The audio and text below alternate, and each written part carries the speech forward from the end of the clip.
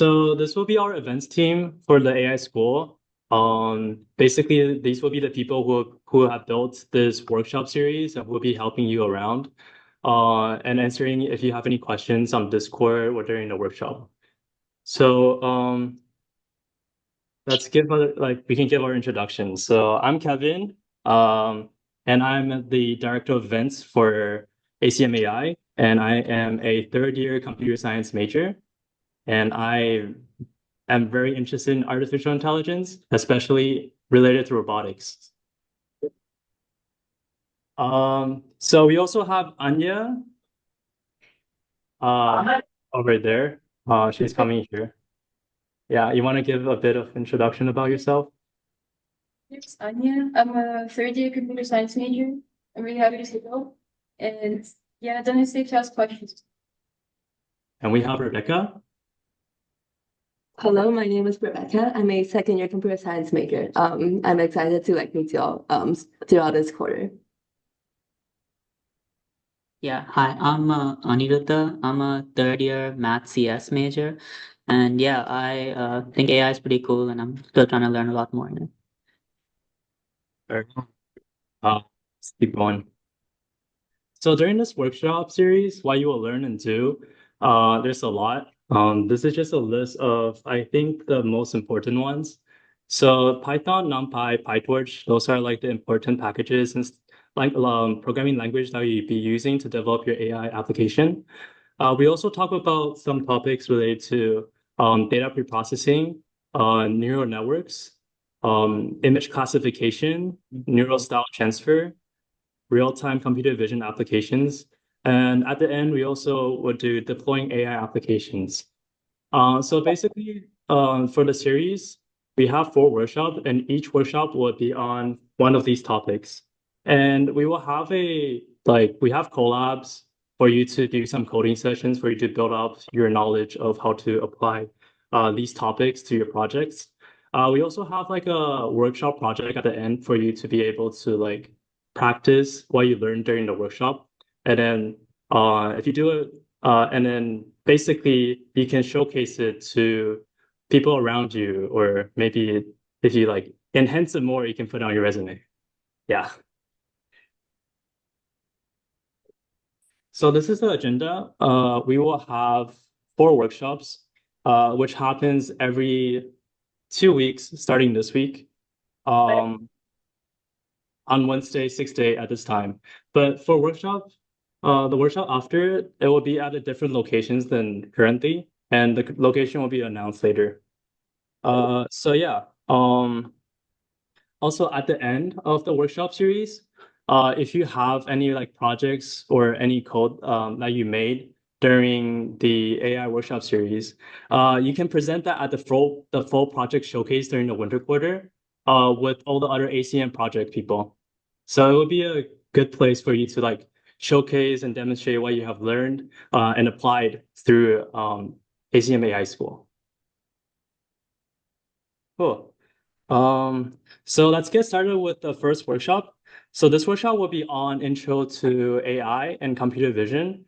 We also go into topics okay, so there's the agenda. We talk about Colab and Python and the packages that we would be using for Python. We also talk about how do we make machine learning more efficient by data preprocessing.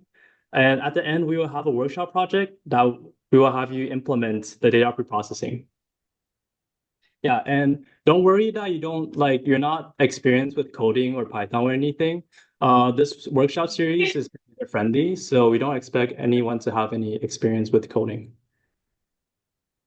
All right, let's get started. I'll hand this off to Aniruddha to talk about Intro to Artificial Intelligence. Okay, hey, what's up, everyone? Good evening. So I think I think all of you have an idea of what artificial intelligence is. I'm sure you've read all about it, and it's been an active part of your lives, especially over the last few years. So I just want to start with a quick activity. I know the Zoom thing's on top, but hopefully you can see all the pictures. It's more of an interactive activity, so anyone can raise their hand and, you know, you look at the pictures on the screen, just point out any picture, what you think it is, how it's related to AI. And yeah, just raise your hands and yeah. So An AI symbol, ChatGPT, LLM. yeah, so this can you see my mouse? Yeah, this one here you're saying? Yeah, yeah, that's ChatGPT. Oh, Yeah. Neural networks. Um, what else? I want to get all the pictures on the screen. Yeah. yeah. Everything's like Minecraft. Yeah.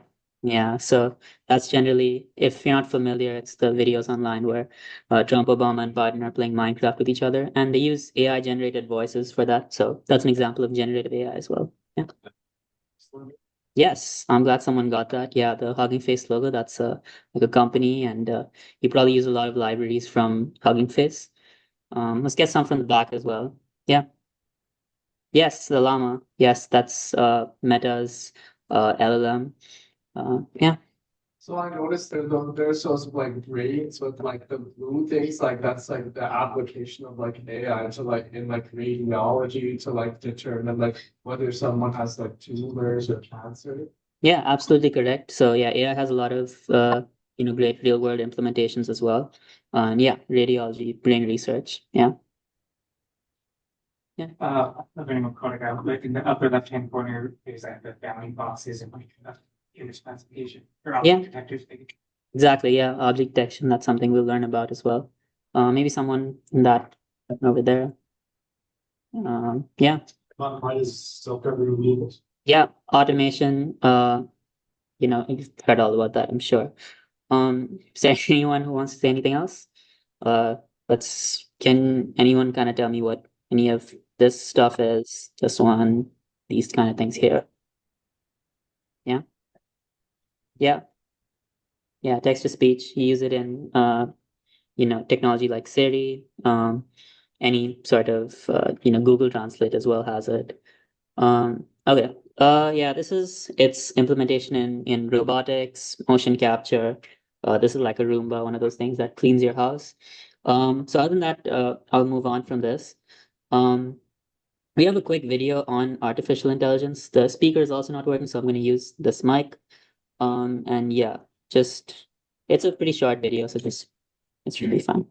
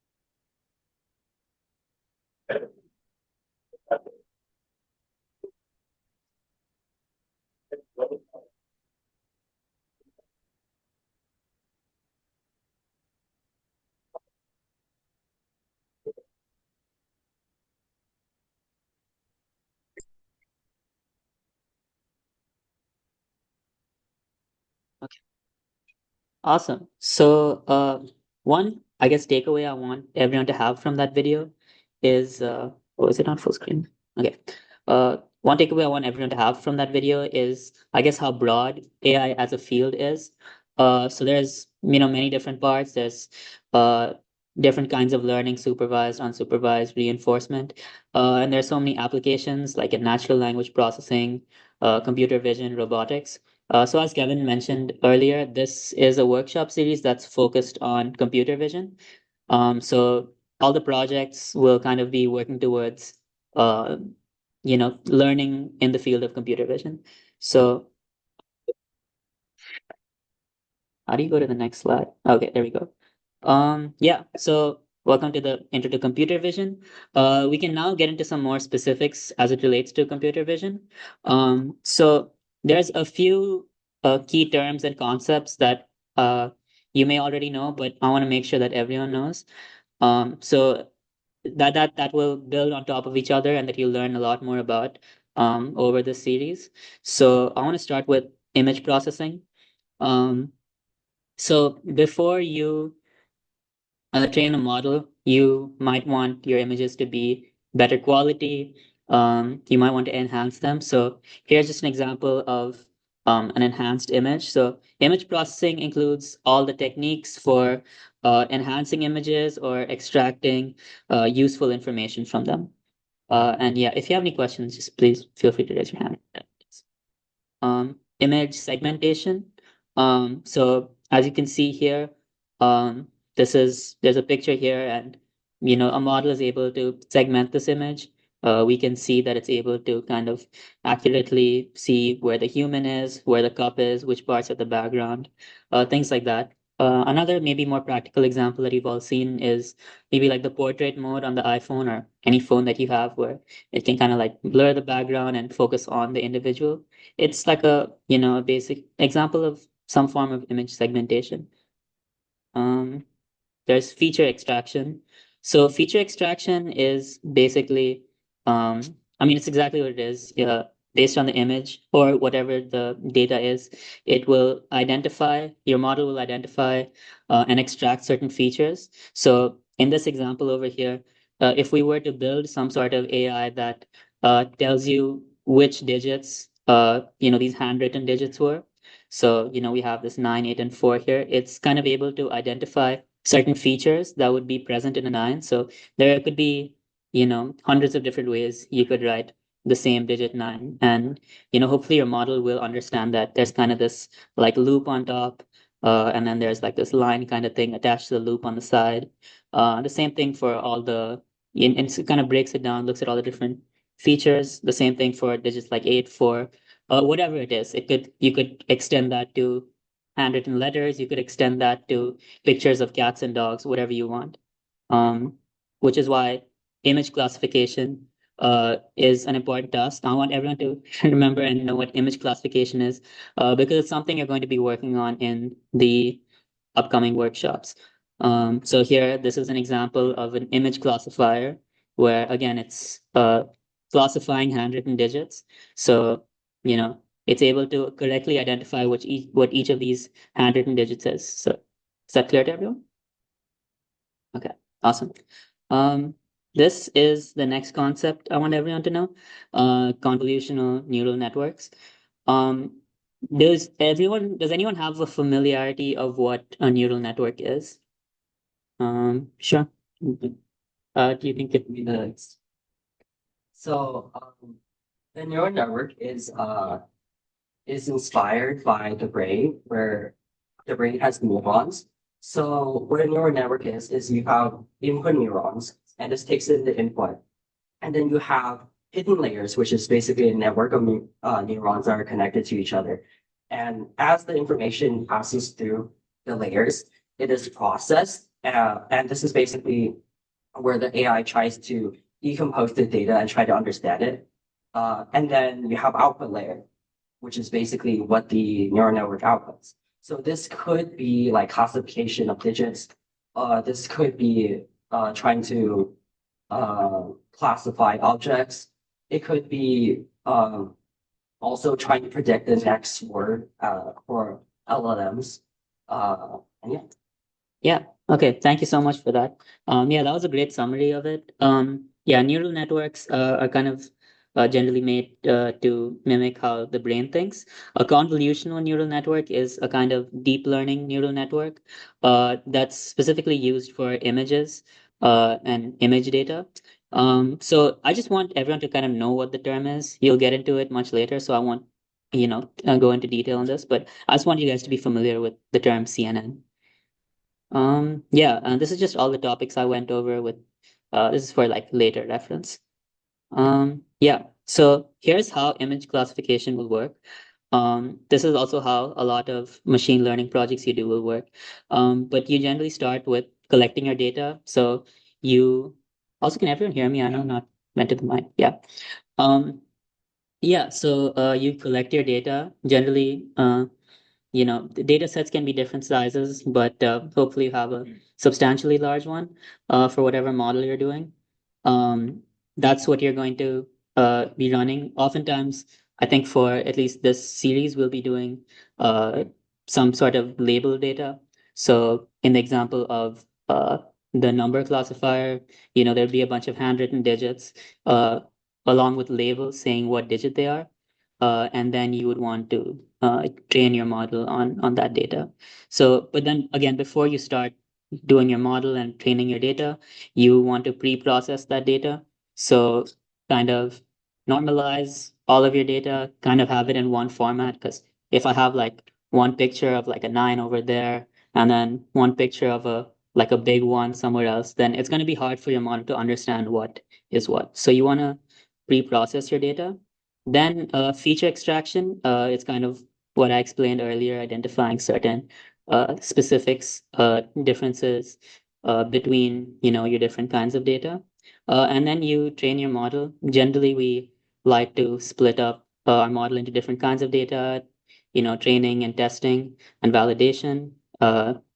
You do that for different purposes, but obviously you don't want to test your model on the same data you just trained it on because you'll just get it right. And then yeah, you predict, you do the prediction and interpretation. This is the part where you kind of fine tune, you improve your model and everything after that.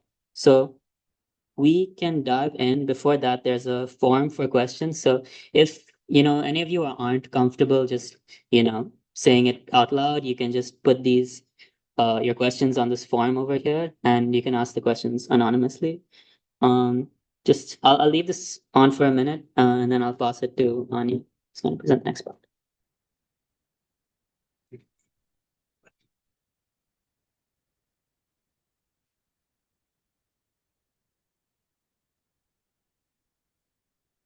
So yeah, the form is completely anonymous, by the way, so don't be shy to ask questions.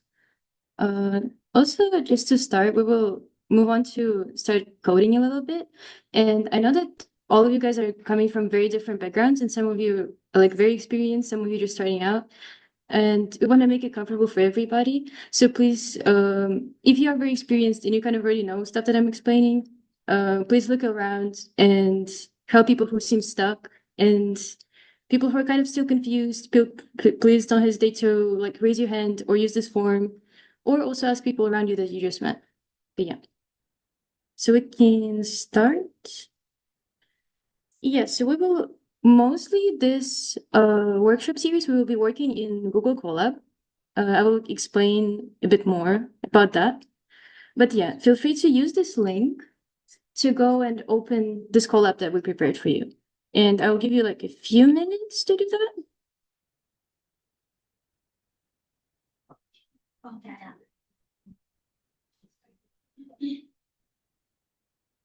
Everyone have the link.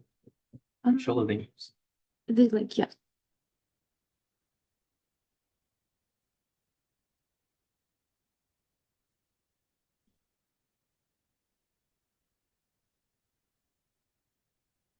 Does anyone have trouble opening it or everyone's good? Okay, nice.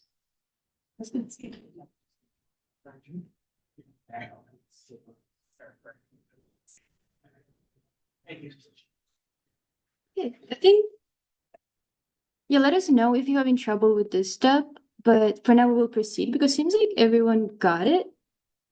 But yeah. Um,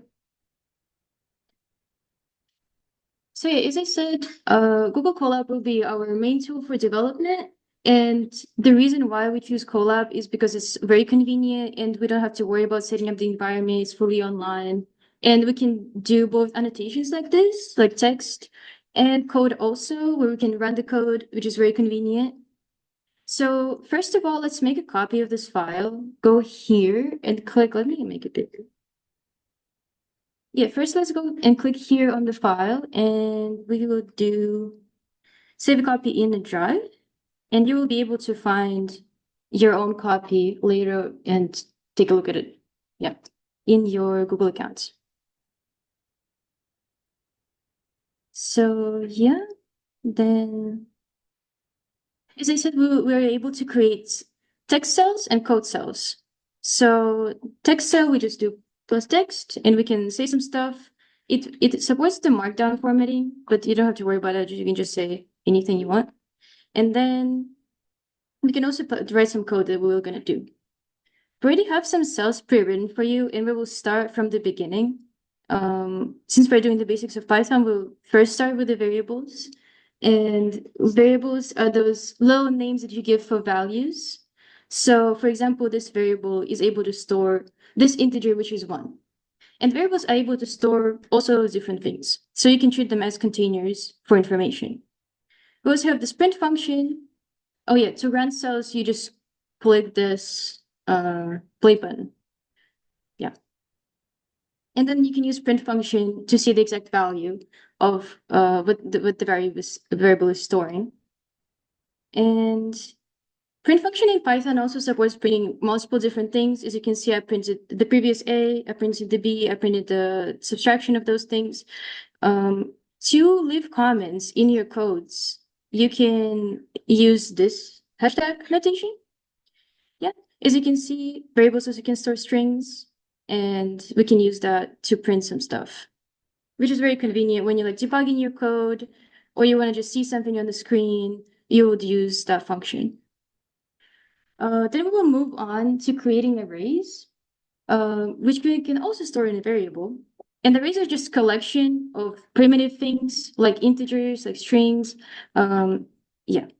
And arrays can also have multiple dimensions. So array can be literally an array of other arrays, like here.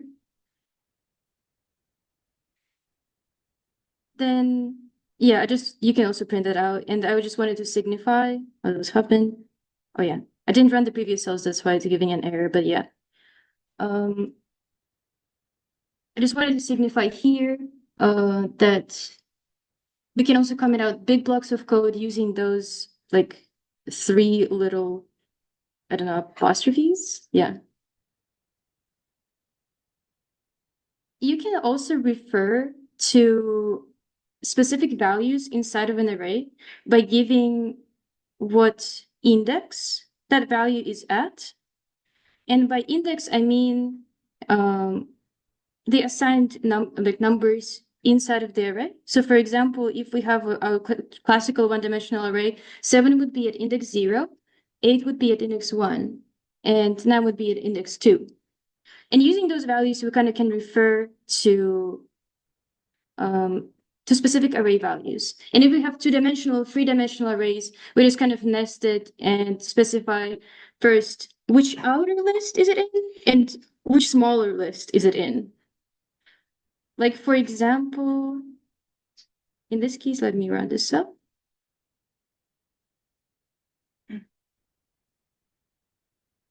Also, yeah, I have like more detailed notes on here as well if you guys are still confused about some things. So yeah, as we can see in this 2-dimensional array, I printed out this 7 because it is located in, so this is array 0, this is array 1, so it's located in 1, and it has 0, 1, 2, second position. So this is going to be like this, yeah. So now I want you guys to try using that syntax to get the value 13 from this array. Feel free to create a code cell over here and try that out. And let me know if you have any questions.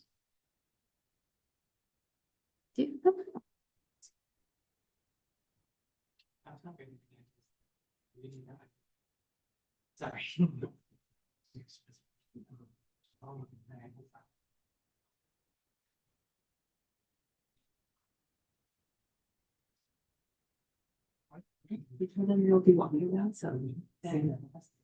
Those are other members are walking around. So if you notice somebody and you have a question, just, yeah, ask them, please.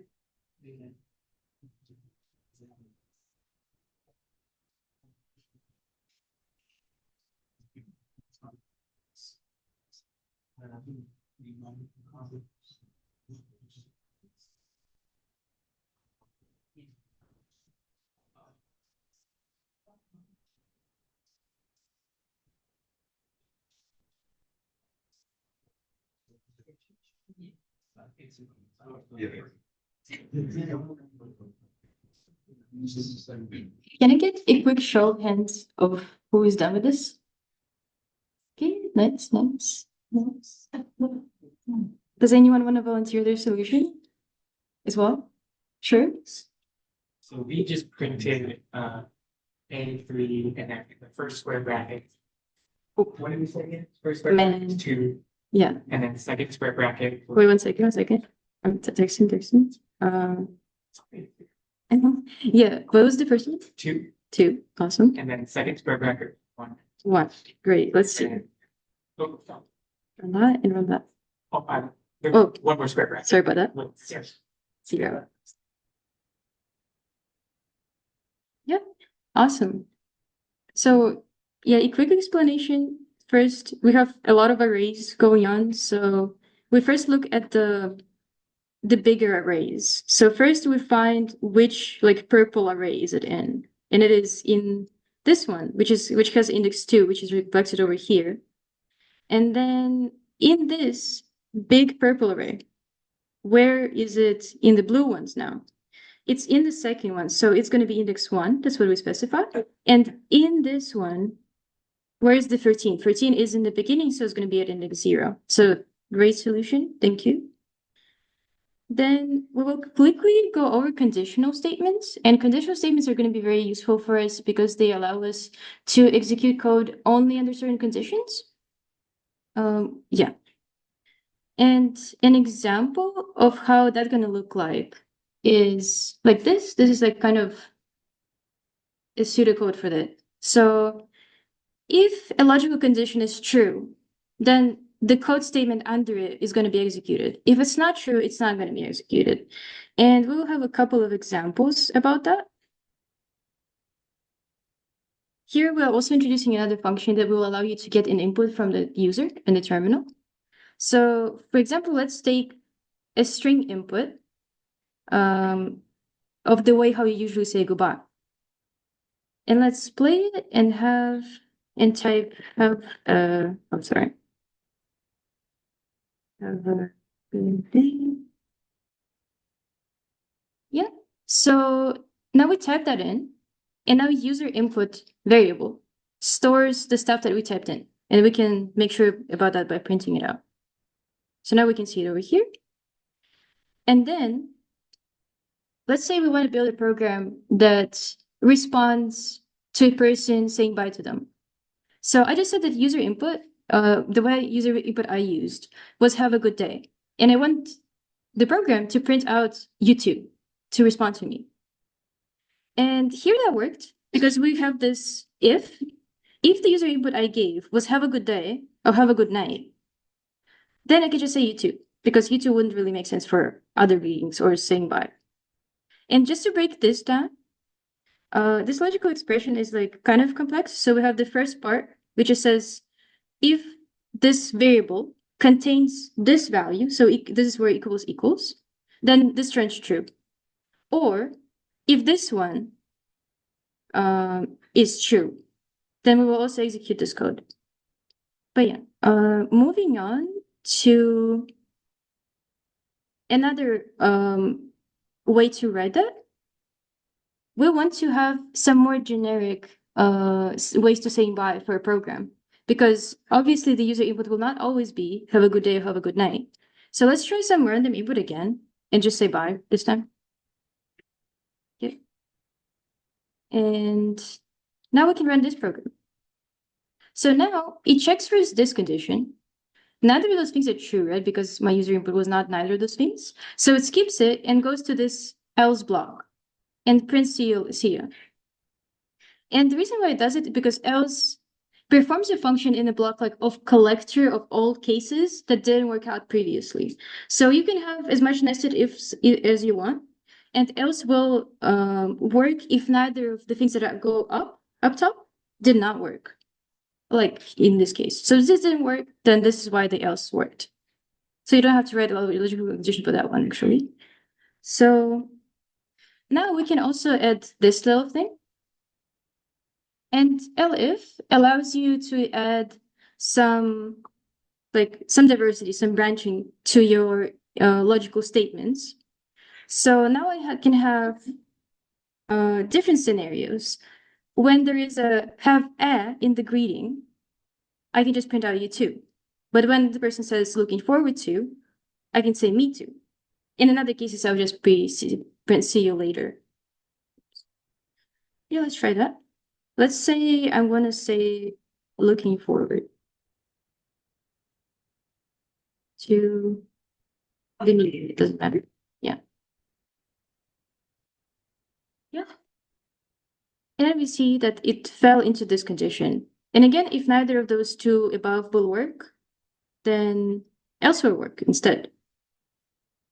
And just a quick explanation of what's the difference between if and else if. The difference is that if always starts a new conditional statement. So if is the beginning, and everything that goes down before the else should be elif. Then, yeah. Then we will have a quick exercise. So try it in your code.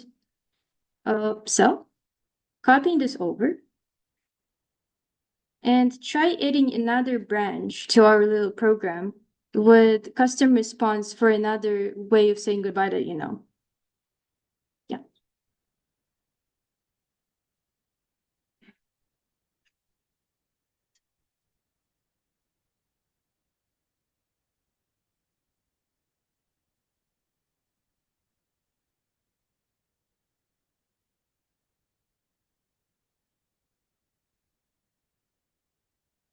And feel free to discuss it. It doesn't have to be quiet, by the way.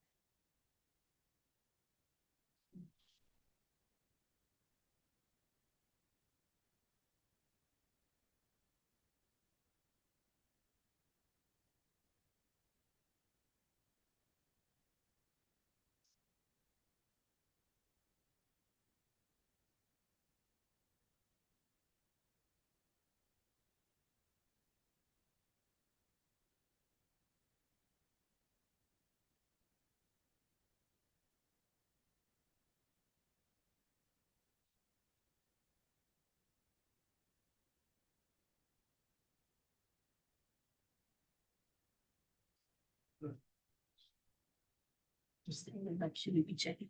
Let's see that. Yeah, I think Rebecca just checked. And it was empty, so it's... Oh,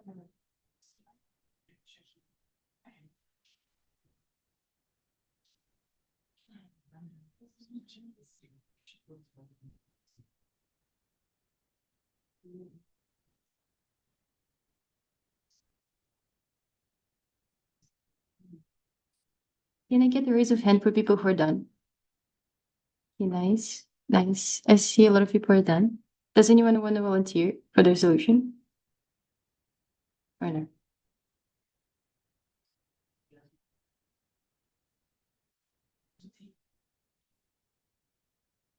Okay, that's fine. I can show an example of what I would do. Honestly, I would just say something random, like It's yeah, Code also does this cool AI feature that kind of guesses what you want to type, and it's actually very good at it. But I'm not going to use it right now. So, Elif, let's say user input. Yeah, it's very tempting. I'm going to use it. And we will change it because we already have that. We'll say bye-bye.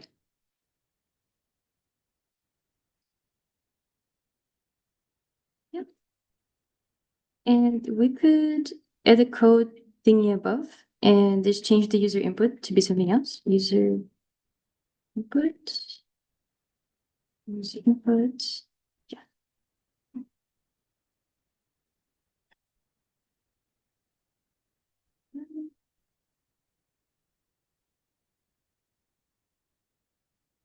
And you can see that this condition worked out. So neither of those previous ones were true. So that's why it fell into here and executed this statement. Also, just a quick note that if you have like a code block of statements, only one of those statements will always work.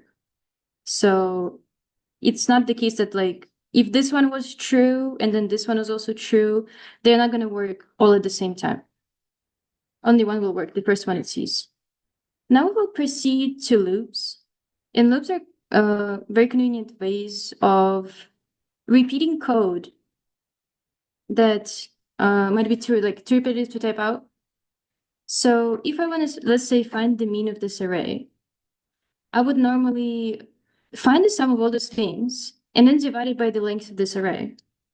But to make this solution generic, I can't just type out every single member of the array that I need to sum, and then I need to count manually how many array members are there. So that's where the loops come into play, and they can help me do exactly that, but without me repeating a lot of code. And in Python, we have a lot of different ways to do loops. We have this while loop. So I'll actually run this. So let's see. So what's happening here, I define this I, and this I is very important for writing loops because this is basically what defines how many times this code inside of the loop will run. So I say that I initially is 0, and then I say, while this condition is true, so while I is less than length of my array, I will do all of those operations. And as you can see, I is increased every time the loop runs. So my I will eventually grow bigger than the length of this array, and that's when I want to stop the loop and proceed with this.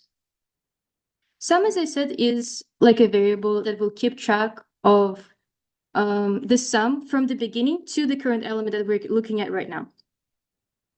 Yeah, and the other way to define loop is a for loop. We can see that it will give the exact same result.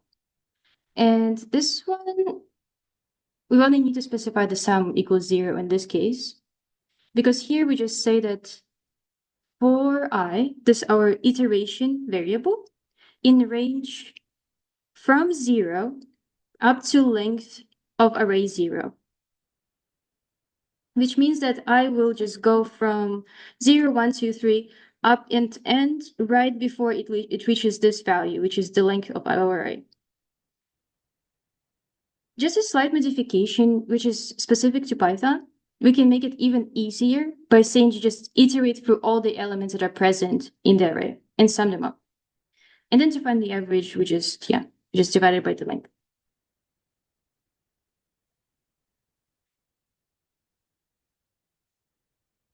And as I said before, there can be arrays that are very complex. For example, array of images that we will be working with a lot, because images cannot be represented in one array, we would need to represent it in array with multiple dimensions. So it's important to know how to traverse those arrays as well. And we usually use nested loops for that purposes. So we specify, we go over each row. So here we have 4 rows, and we go through each column, and we have 5 columns. And then we sum all of them up as well. Oh, this is not correct. Give me a sec. Oh, I see. Makes sense.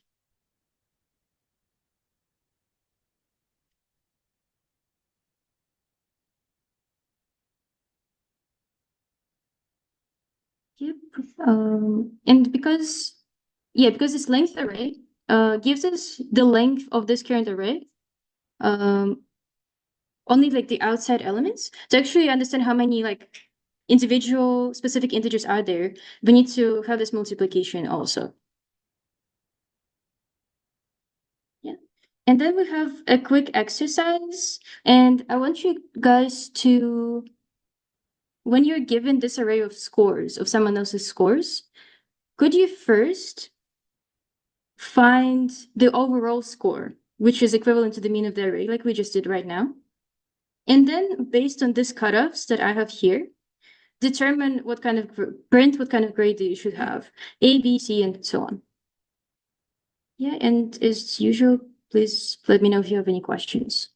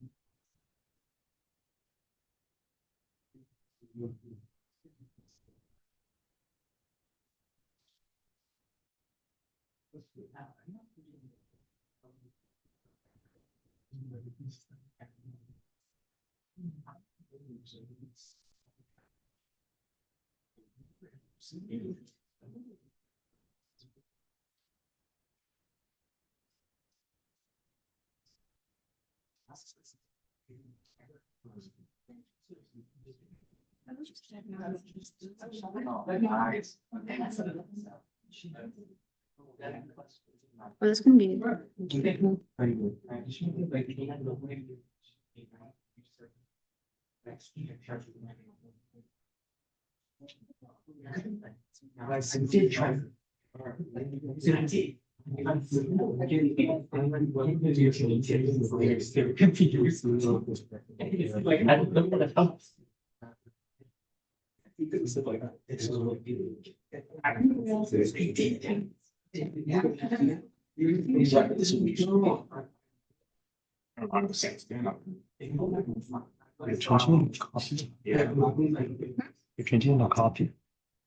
wait. Yeah.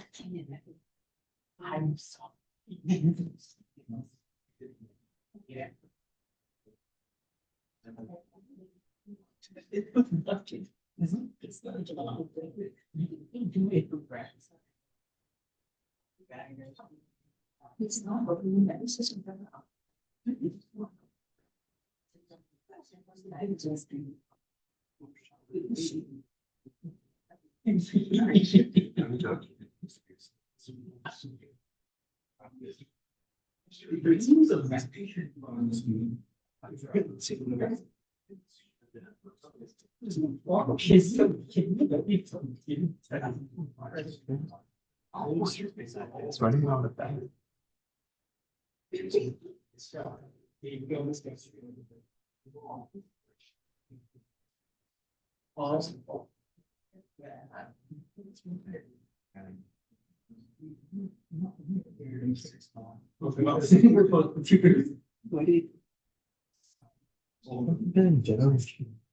It's a 1 year.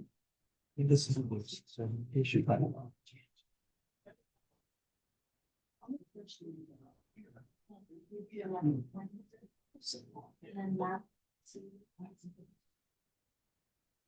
Okay, can I get a show of hands for people who are done? Real quick. Nice, yes. I think people are still working on this. It should be fine, yeah.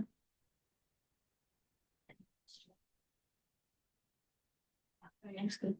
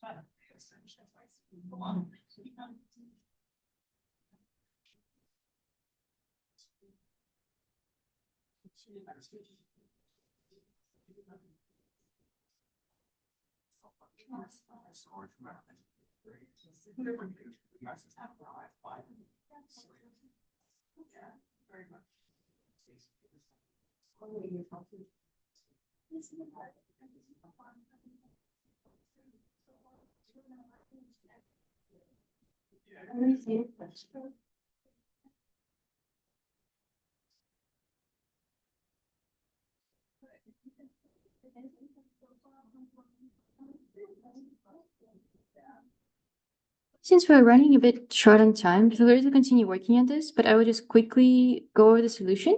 So I literally just copied this code from the previous section about finding the mean of the array, because it's the first thing you want to do. And then over here, I have just a set of my conditionals. There are different approaches to doing this. For example, just specifying a range specifically and saying that if average is, let's say, so we want A's average more than 90, but less than 100, and average is less or equal to 100. And you could do this for here as well. So average less than 90, and so on. So this is totally valid approach as well. And there are other different approaches that I didn't even, that I'm not sure. Yeah. But the reason why I don't have to specify the second part of my interval is because, as I said before, if the one true statement already ran before, it means that it will not check any other statements. So when I say that if average is more than 90, I know for sure it's going to be an A. So when I go here and say average is more or equal to 80, I know that A range is technically also more than 80, but I know that if it was the case, if my grade was actually A, it already was checked here and printed out an A beforehand. So I don't have to worry about actually including the second part of the interval. Yep. And we can see we've got a D, fortunately.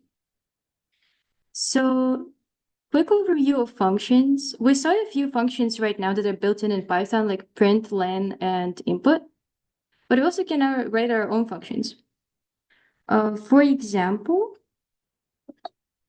we can specify a function that calculates the array, the mean of the 2D array.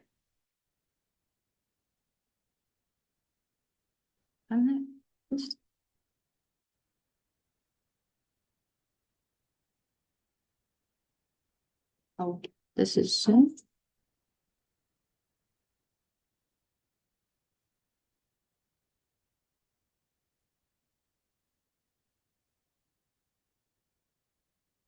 yeah. So that's what this worked, but yeah.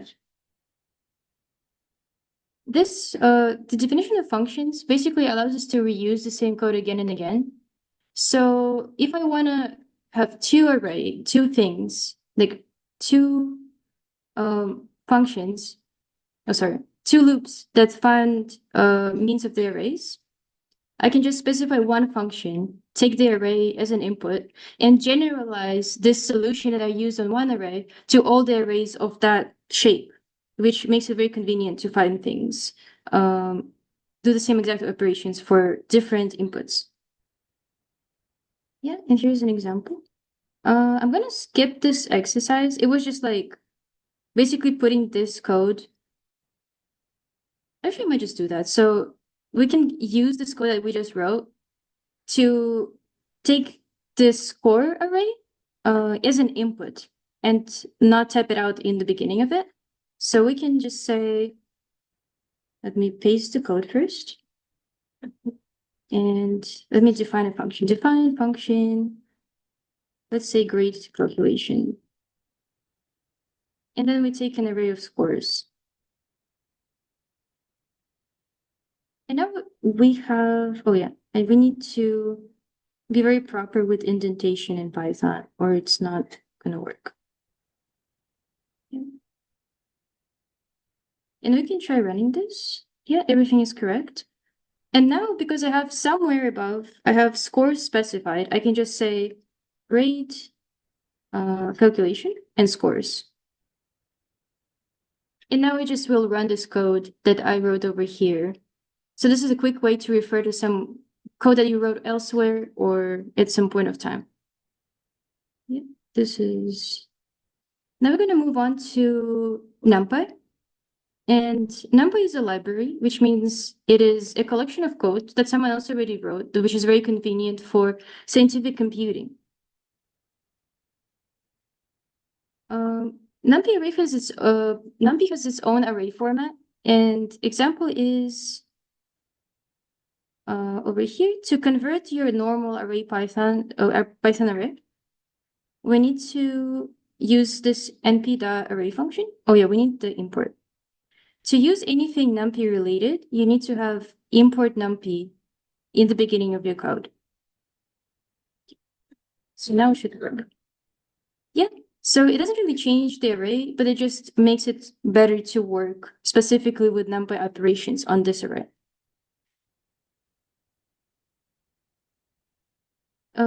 I showed you previously how we were using loops to find means of arrays.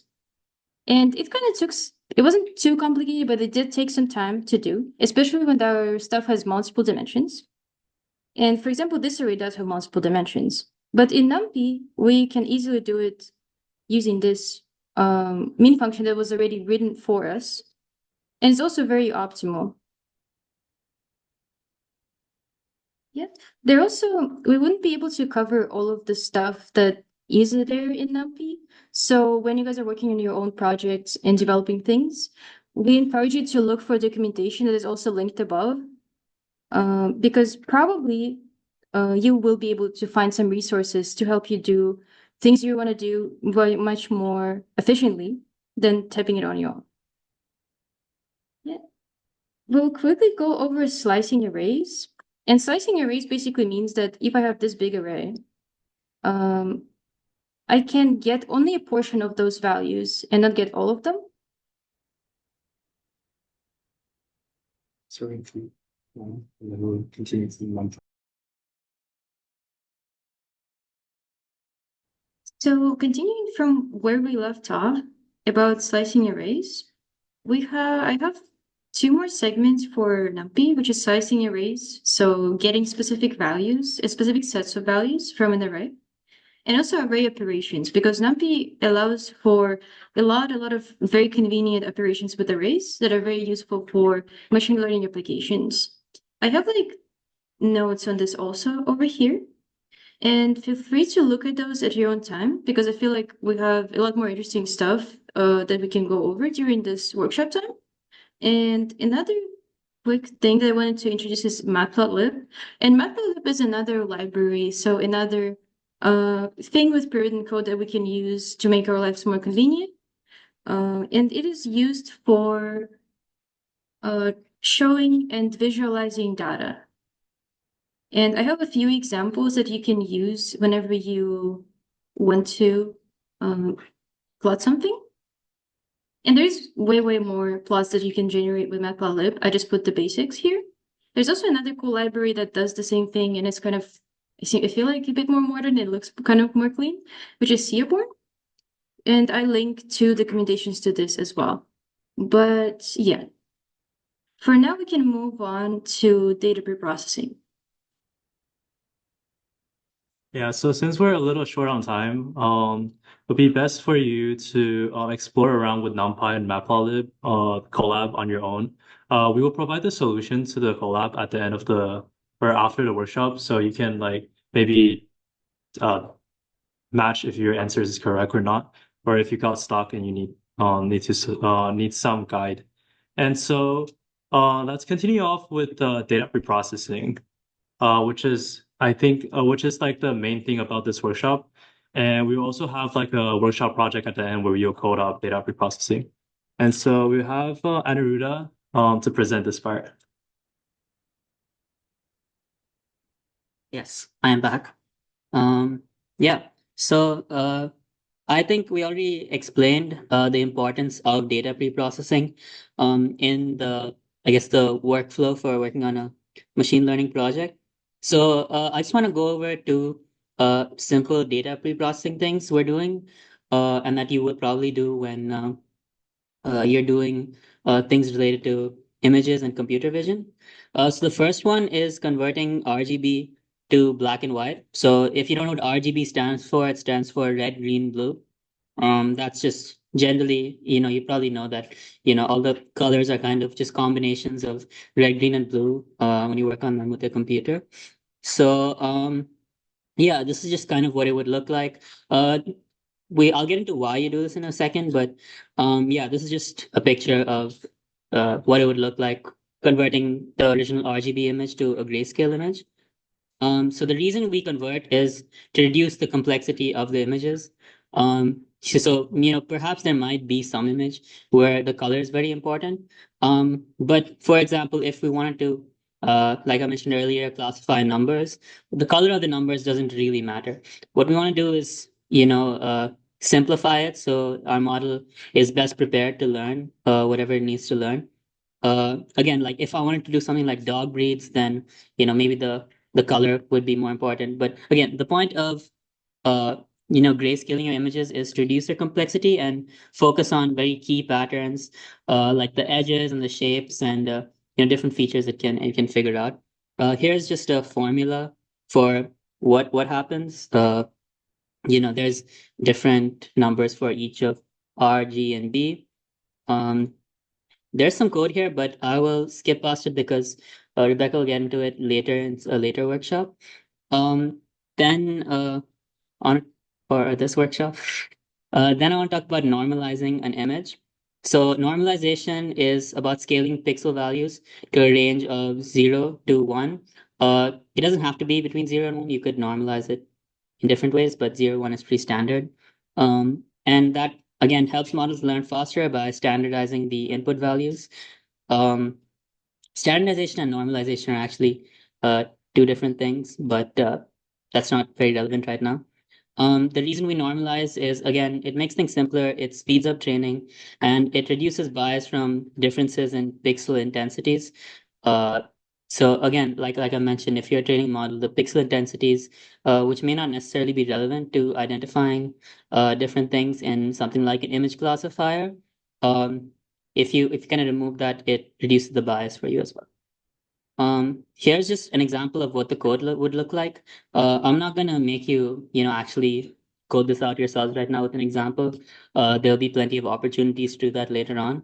But I just kind of wanted to show you guys what it looks like. So import CV2. CV2 is talking about OpenCV. OpenCV is a computer vision library that allows you to do all sorts of tasks related to computer vision in a much easier way. Here we're doing gray image is equal to cv2.imread. That allows you to take in images as an input. So path to image.jpg, that's the path to an image. And then the second parameter here, the grayscale one, is what allows you to convert it to grayscale. And then to normalize those pixel values, you do it by 255 because The R, G, and B values, they're generally on a scale of 0 to 255. So by dividing them by 255, you bring it down to the scale of 0 to 1. Yeah. It's called OpenCV. Yeah, but yeah, you like import CV too. Are there any other questions? Sorry, I've kind of like sped through this, but if there are any questions, please feel free to ask. And it doesn't have to be silent between you guys as well. Please ask, your peers questions as well. It doesn't have to be silent. Okay. Yes. Becca? Yeah, I'm passing it off to Rebecca now. Oh, okay. So can anyone remind me why we do data preprocessing? Sorry, what was? Oh, could anyone remind me why we do data preprocessing? Okay, yeah. I think I will go over that again. So I think the first thing to know is that the main goal of doing data preprocessing is for model training. So why do we do model training? So obviously it's for machine learning model training, right? So the issue with machine learning model training is that usually your data will be like really out of like it will be distributed like around like when you plot all of them. So what it looks like, let's say you have like an XY plot, that'll be like it's scattered everywhere. So what you want to do is you want to make the data points that cluster together. So it's like really easy to learn for the machine learning model to learn like the relationships between them. For example, for classification, you want to like split two groups of data sets into like, for example, dog or cat. So you want to make sure that, for example, dog's data points are as close as with each other as possible, and that they are like really far away from the cats. Yeah. So what we'll be covering in the data preprocessing one is we want to learn how to make transformation so that these data will be like clustered together. So what we will do later will be we will talk about what transformation is. And then the next one is we want to apply transformations to our data set. So I guess it will be just making your data set like look better. Yeah. So if you open the Colab, so I think this is not necessarily like related to data preprocessing, but here we will start with like setting up the necessary arguments for model training. So let us go to the Colab. So in the Colab, if you go to data preprocessing, you will see the first cell is about defining like some parameters. So I think you don't really need to worry about this right now, but I guess the key thing you will have to remember, at least for now, is that actually like the reason we use Google Colab is because they provide you cloud GPU. So remember why NVIDIA is like lab rich right now? It's because they have like the best GPU. So yeah, so they have like software that supports hardware acceleration and good hardware. So if we only use CPU, that will be really slow because so GPU can do a lot of parallel processing. So it's kind of like doing teamwork to complete a task. But if you do CPU, it's like you doing like everything yourself. So that's why CPU is really slow when you're doing machine learning. So that's why if you want, we don't need to do this yet, but if you want, you can change the runtime type from CPU into T for GPU. So this is mainly why we use like like Google Colab. So that will be if you go to runtime and then you can do change runtime time. Yeah. So where this will make a difference is so when you're doing PyTorch, so PyTorch is a framework to like build machine learning models and like train them and evaluate them.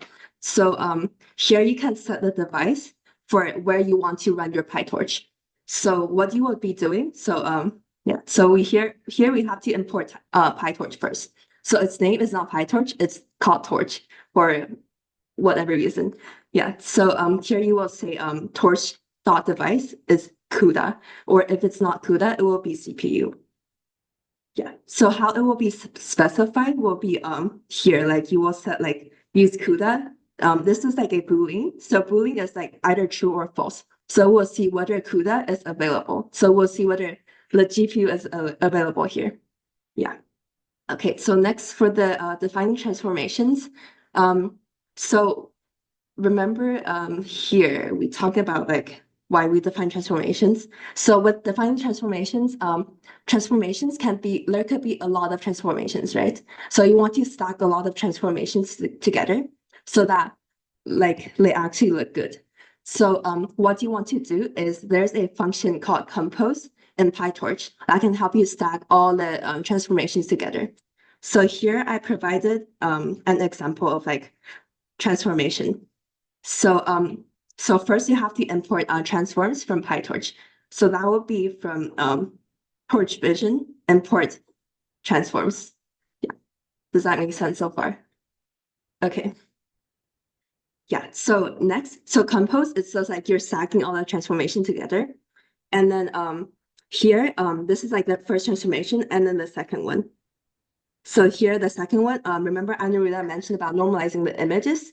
So what he meant by normalizing the images is you want to make sure like the data values are like close together. So it's not like spread out. So let's say, for example, like for images, there might be images that's like overexposed and like underexposed. But then this, like what they look like will be really different. So you want them to be like as similar as possible so that the machine learning model knows like, for example, if like a dog, they're underexposed, like an underexposed image, they would look really different when they're like an overexposed image. Yeah.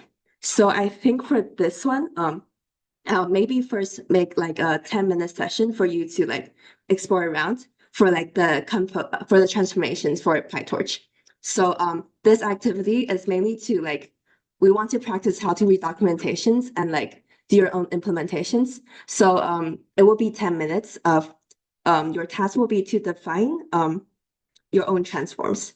So it's right here. So what you want to do is a starter is to use the example provided here. And then there's also the link. So you will click the transforms.compose, click into this, and then this will be the PyTorch documentation. And then if you go here, you would see a lot of like the references to the functions. And then so you will want to try to find the functions of your interest and then try to put that into your compose. So try to put that into your stack. So ideally, everyone's stack should be different. Like the transformations you apply should be different. Yeah. So I guess I'll be 10 minutes. And then if you have any questions, feel free to like ask us. Yeah. Oh, do you have any questions so far? Okay, everyone is good.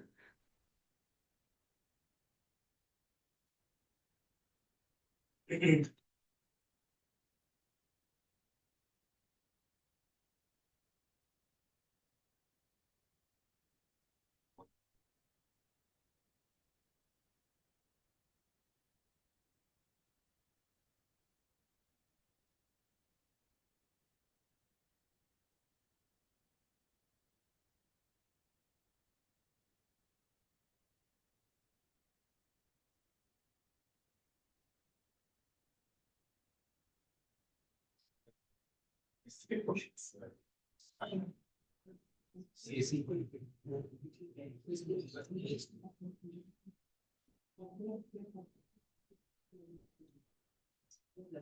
your hand.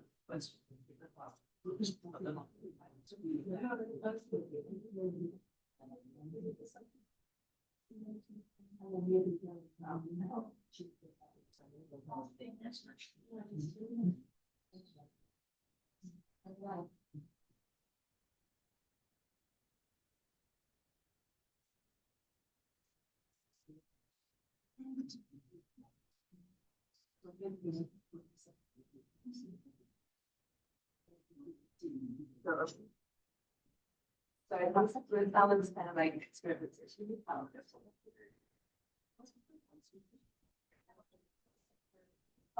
images.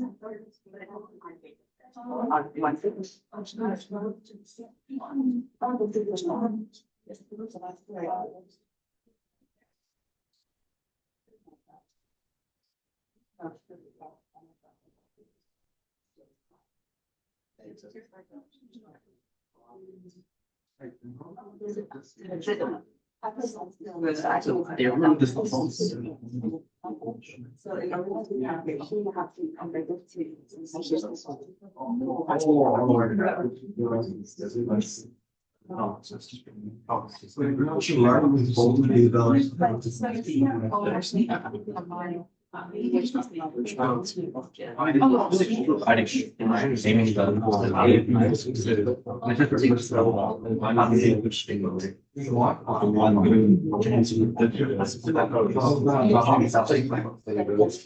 Like a different like, see, this one is like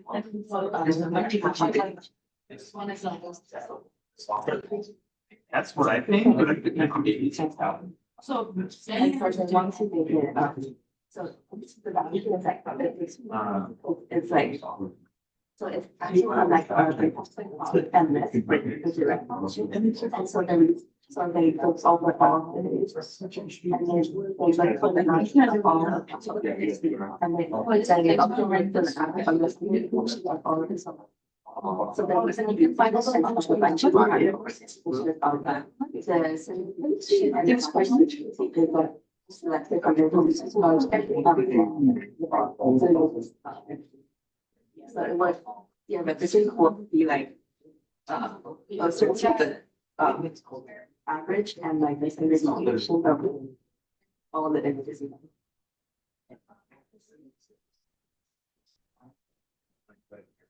I'll just end it.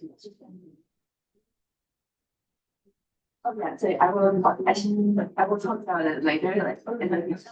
Okay. I think should I talk about it right now? Right. Visualize this, I know that's how I check. Oh, that's. Oh, okay. Yeah. Reading that. Let me search it. Okay.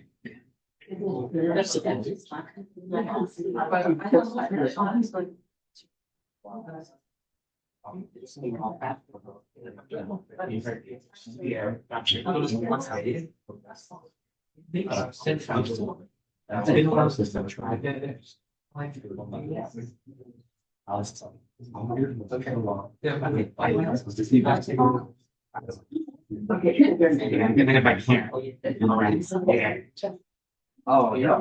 It's just an exception. Yeah.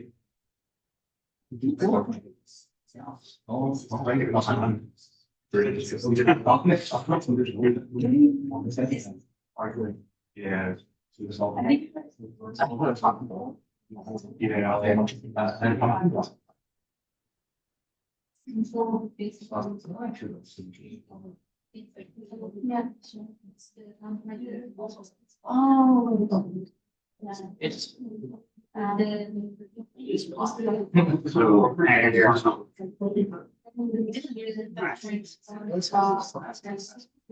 I can go down below. You have that, and this one is like converting it to actual. Yeah. So like I'm gonna think about Okay. Oh, yeah, that makes sense. We get talking about that. I went to here and then also reference form and then it's also. Yeah. Yeah. The basics are just And of course, there's that. saying that. Transform that. I think it's talking about not easy. No, or transformed.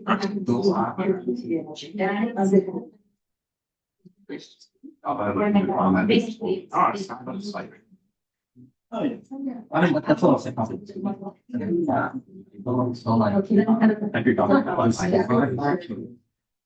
You're. There might not be a lot. For one.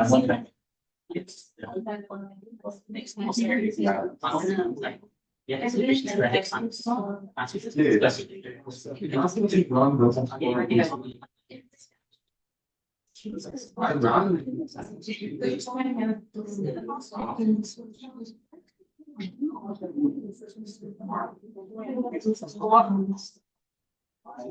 That's pretty true.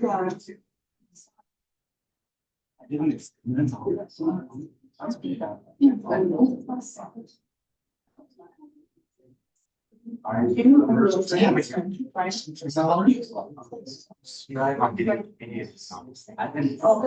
So easy for you.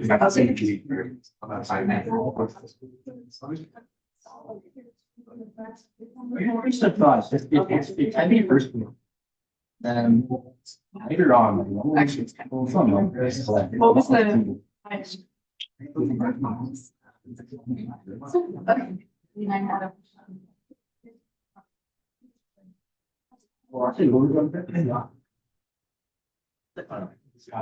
What is the solution supposed to look like? Do you think we can see? Oh, it's just Wait, like are you supposed to print out the tensor at some point? oh yeah. Oh, is this the image that's up there? Yeah, this is the image and then it's transformed. And okay, wait.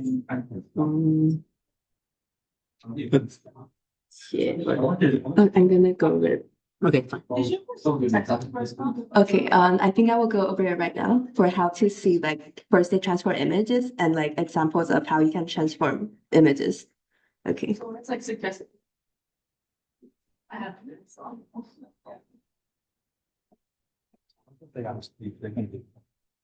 Yeah, and if since it's already like 8, if you want to leave, feel free to do so. We will also release like solutions code for this like activity and like the entire thing.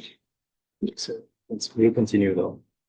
Oh yeah, but I will continue for like some parts right now, but there will also be recordings. So if you have some like buzz to catch, like definitely catch that. Yeah. Okay. So I guess the first thing will be to try to like visualize the images first.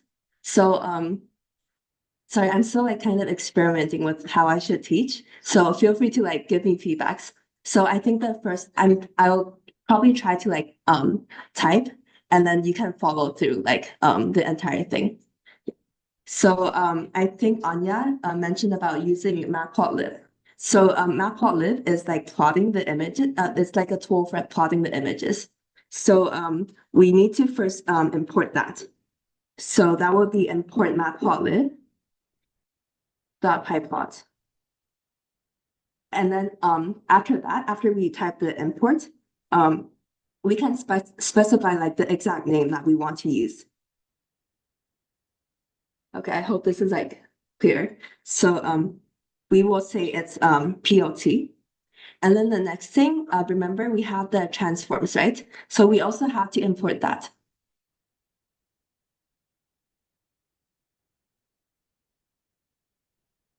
Oh, sorry, this is a timer. Yeah. Yeah, that's definitely real. Yeah. Where is it? Okay, so the next thing is from Torch Vision, import the transforms.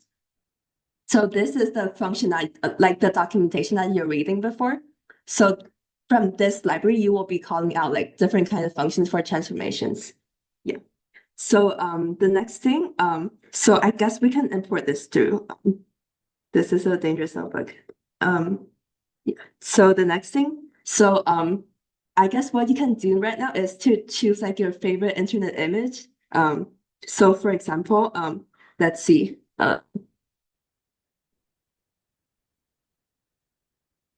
Can anyone give me like an idea of image? I'm gonna use that as a sample. Cat? What kind of cat?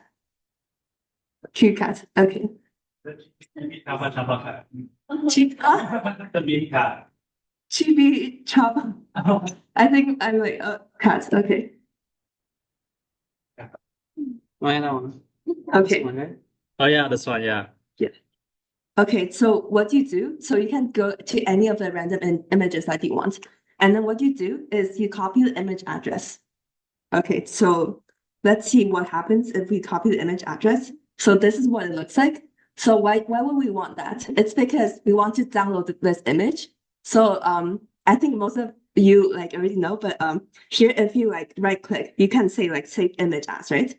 So right now we want to use like more advanced version of doing, we want to do that through terminal. So what we will be doing is we will be so here is the Colab code, right? So you will type in an exclamation mark and then you will say wget. And then you will then do like you will then paste that URL. Yeah, and then after that, you will then specify where you want to store that. So again, this is like a command for like terminal. And the reason of using the exclamation mark is because we want to mark that as being executed by like bash, I think. Yeah. So the reason that this is supported is because we're using Jupyter Notebook right now. So, like the format is IPyNB. So that's why we can do it right now. Or instead, you will have to open like a separate terminal, like on your laptop, and then do that separately. So feel free to find your like image and then do this first. Yeah. And then for anyone who has like finished like doing this, you can click on this folder, like the folder icon on the left side. So if you click on that, that will show you like your current file path. So you can see there's like sample data provided by Colab. So here's like some random CSV files, and we will not worry about that.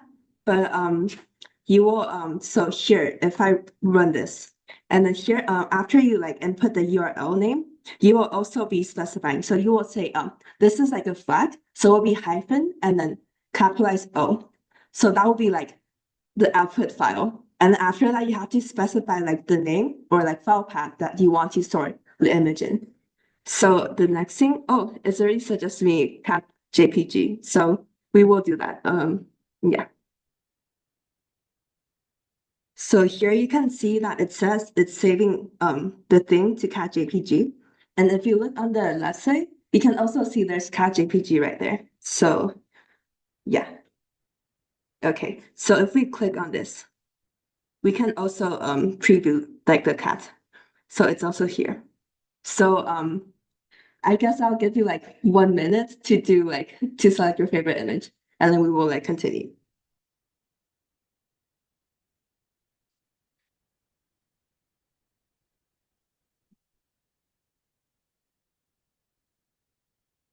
Yeah.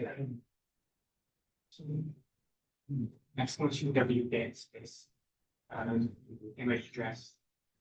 Yeah.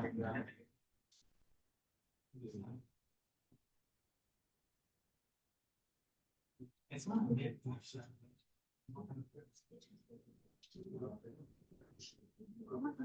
Smart. What is it? I'm skipping my head. Come on, I got that a lot of things.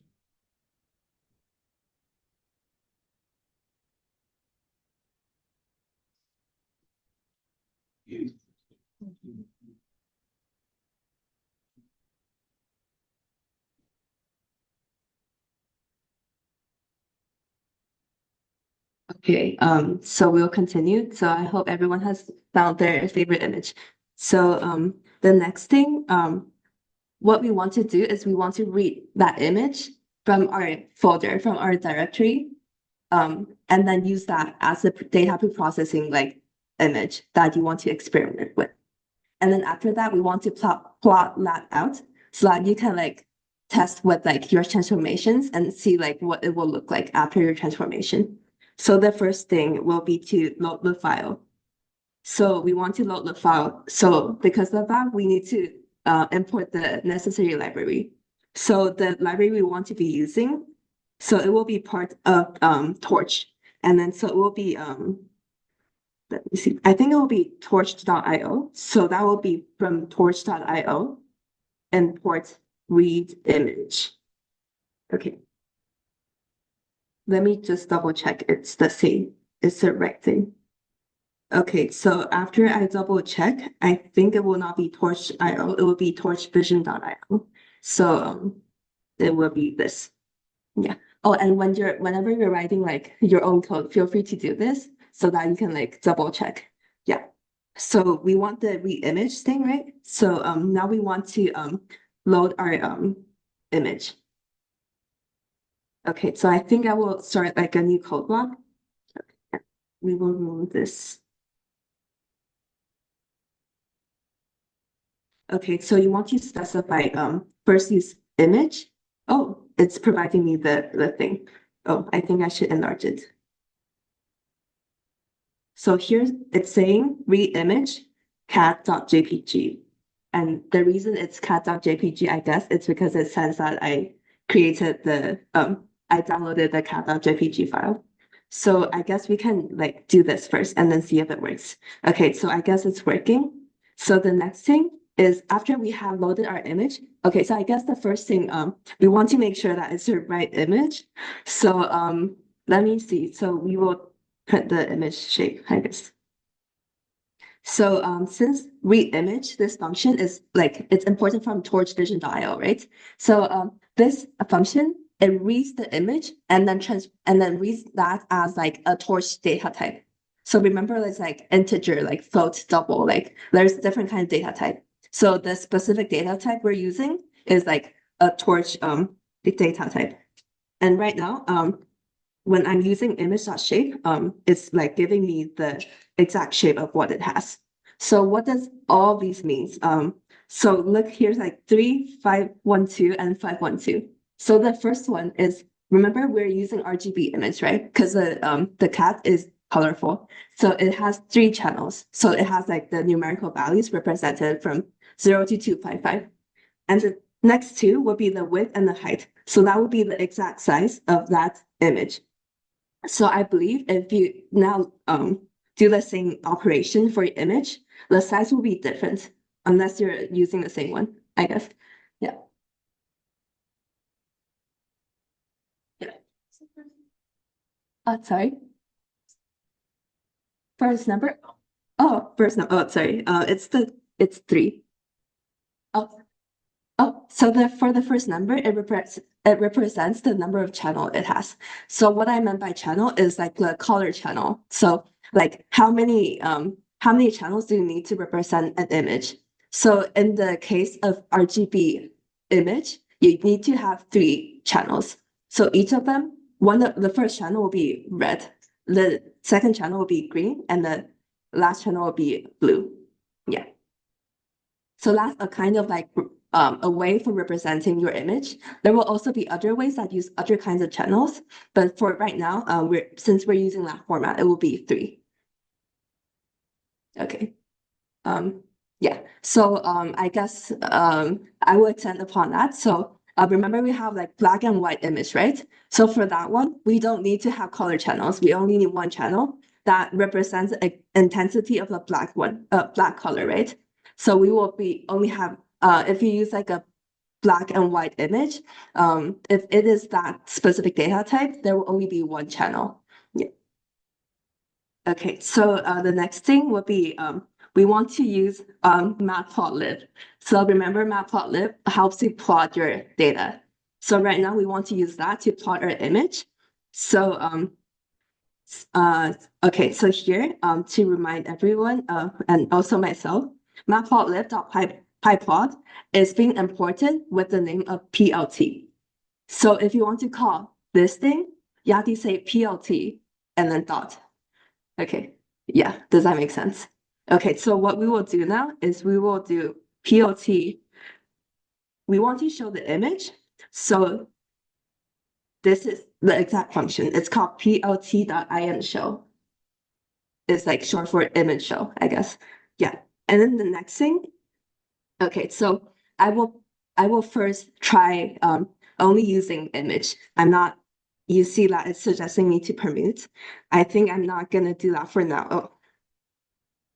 Okay, I will not do that for now, and then let's see what happens. Okay, it's saying type error, invalid shape 3512512 for image data. So the reason for that, do you all get this error? If you get this error, please raise your hand. Okay, that's a good thing. So that means you're doing it right, I guess. So you will be so this is because how image how matplotlib reads data is different from how the torch vision like that reimage represents data. So the difference in it is that pyplot wants to reimage as with the order of width, height, and the number of channel. So remember the number of channel was at the first like of our image shape, right? So this kind of representation is not supported by matplotlib.pyplot. So what we want to do is we want to switch like the order of how it's represented. We want to make the RGB to be the last one so that the shape will be 512, 512, and then comma 3. So there's does anyone know what permutes mean? Like this vocabulary, I guess.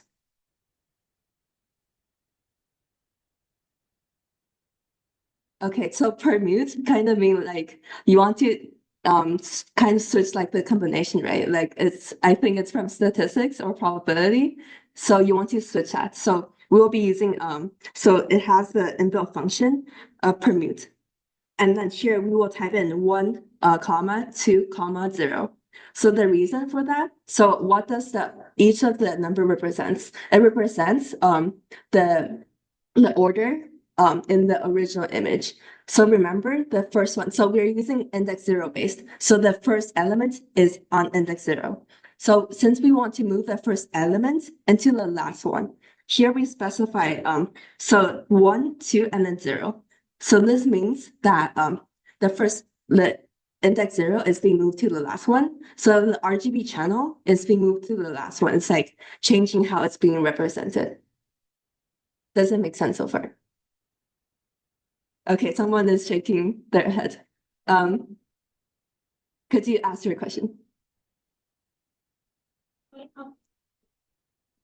Oh, okay. So, oh yeah. So, originally, so here I think I will type out what the 1 means. So, that starts from the 0. So, for this one, so the first one, it represents the number of channel. So remember we have 3, right? So that's why we have 3 channels. And then for the next one, I forgot if it's height or width. Someone please like fact check on the documentation. That would also be a good exercise. Either height or width. And then the second one is also either height or width. So right now it's being positioned as this way, right? 0, 1, 2. But then what matplotlib.pyplot wants is not this order. It wants the RGB channel to be moved to the last one. So what we do is we just there is like a good function for us to use, and then we will use that. We will specify like how they should be ordered. So hence why we have like 1, 2, 0. So this means yeah. It is height. I just checked. Oh, height and then width. Thank you. Yeah. Okay. So it will be height and then width.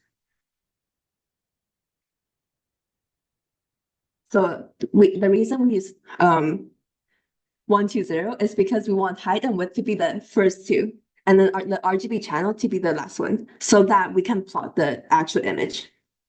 Yeah. Okay. Yes. So let's do that, and then let's see what happens. So I guess we now have our actual picture.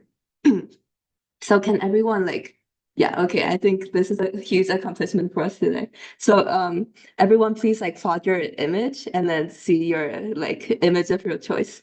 Okay, so I see that some people, okay, everyone has now seen their own image. So now since we already see this, so the reason for us in using this is because we want to see the transformation that we wrote. So right now, I guess so here's like the, so for the transform, right? So this is like a variable, and then now we want to write torch dot, no, it's the transform, and then dot compose. Oh, does anyone want to like volunteer with their own stack of transformation so we can see it here? Okay, I think I will use a default one. Oh.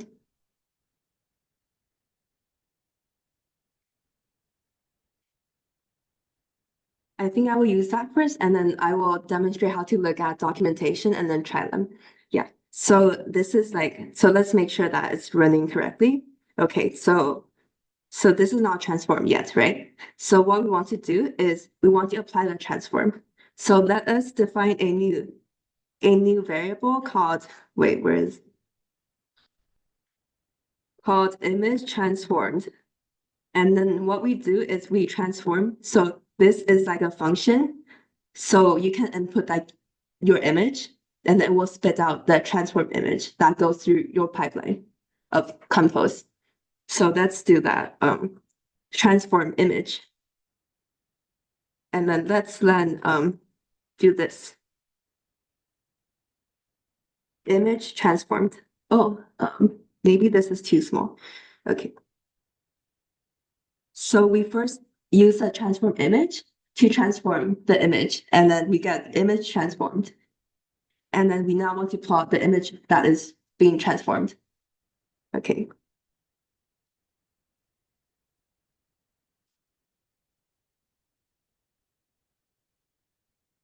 Okay, so here it says picture should be PIO image or NT array. Got class torch.tensor. So where is the okay, so I think that this is happening because of one of our transform being applied in our stack. So look here, so for our data format is called tensor. So now let's look at our transformation stack and then see like where the problem is. So here, can anyone spot like which transforms the image to tensor? The one that says two tensor. Yes, it's the one that says transforms to tensor. So we will want that because we want our so the reason for transforming it to tensor is because it's like a data type supported by PyTorch that like speeds up the calculation. So that's why we want to use that. But now we also want to make sure that oh,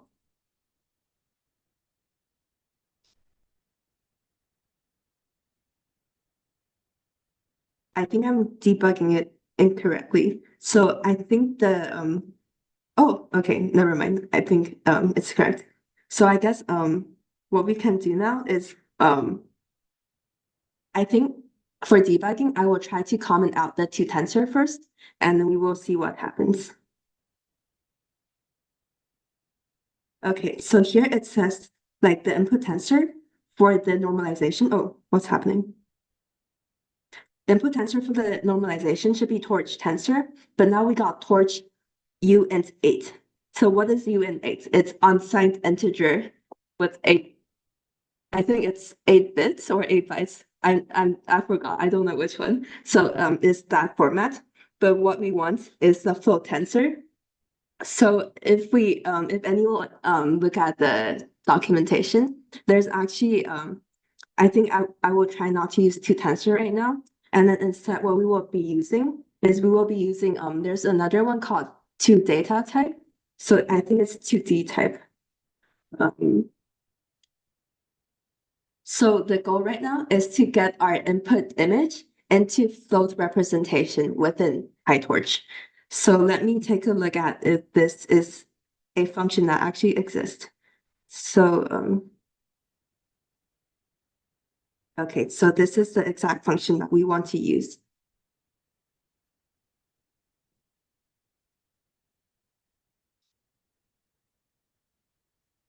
Yes.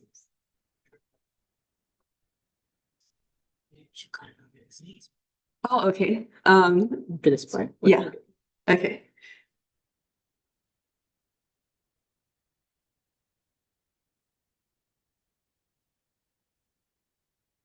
Oh, okay. So this is happening because for torch vision.transforms, if wait, should I ask if anyone knows? Never mind. I will just so there's two versions of torch transforms. There's version 1. So if you like look at documentation, it will say it wants you to use version 2. So I think the 2D type that I was trying to use is version 2. So I guess what I'll do right now is to save up all your time, I will use version 2 to speed up the process so that we all go home, I guess. Yeah, so for this one, I would instead be using like this. Saying B2 is not defined, it's because I have not run this cell. And then now it's saying torch is not defined. And the reason for that is because we also have not import torch.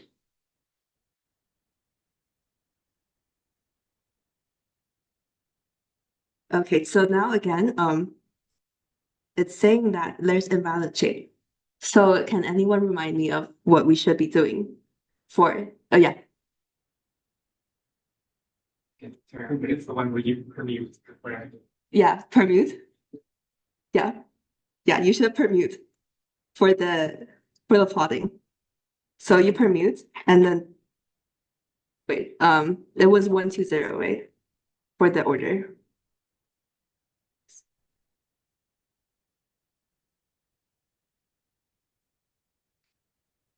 Okay, and then now it's showing this because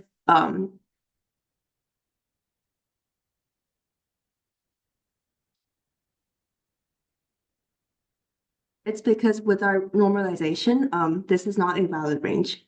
So let me see.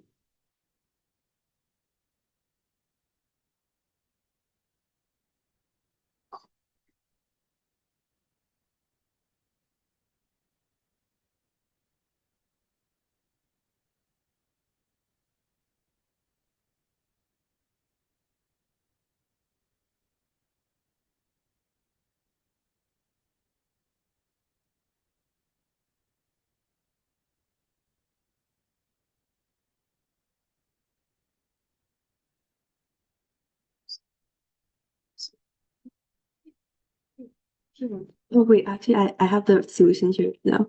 I should not do online debugging. Yeah.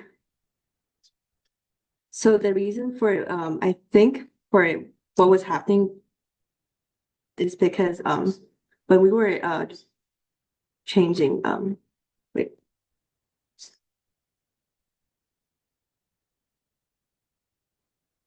Yeah, so remember there was like an error message of like the data not being supported. Okay, so let me this was not supported, right? And it says the input data is not in the valid range. So it tries to clip it. And that's because we were trying to transform from the UN8 into flow 32.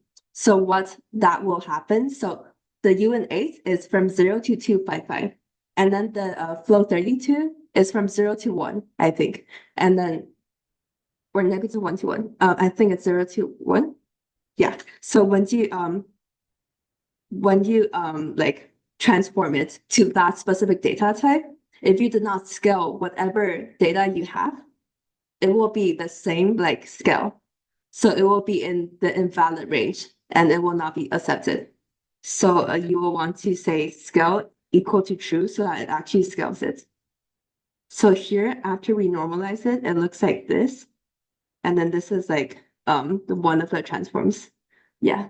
So I guess we will cut it off here and then we will provide solutions later. Yeah, so thanks Rebecca for the data preprocessing collab. Since we ran quite some time over, so we will continue off after, but we still have code here that you guys can explore. And we also going to post a solution doc after. Yeah. And so in the next workshop, we will be talking about neural networks, gradient descent, basically how we can build a neural network in PyTorch. So it'll be a very interesting the workshop for you to join. Yeah, and we'll be doing image classification. Okay, so since we're currently experimenting with different teaching methods, we would highly appreciate if you like provide any form of feedback to us. Like if you want us to like go through the code like with you or like have interactive sessions. Yeah, and then for the next one, remember to look at like how we do the transforms. So the entire reason for doing the transforms right now is because we want to apply that to our data set. So loading the data set will be the next step. And then after that, we will start training the model. Yeah.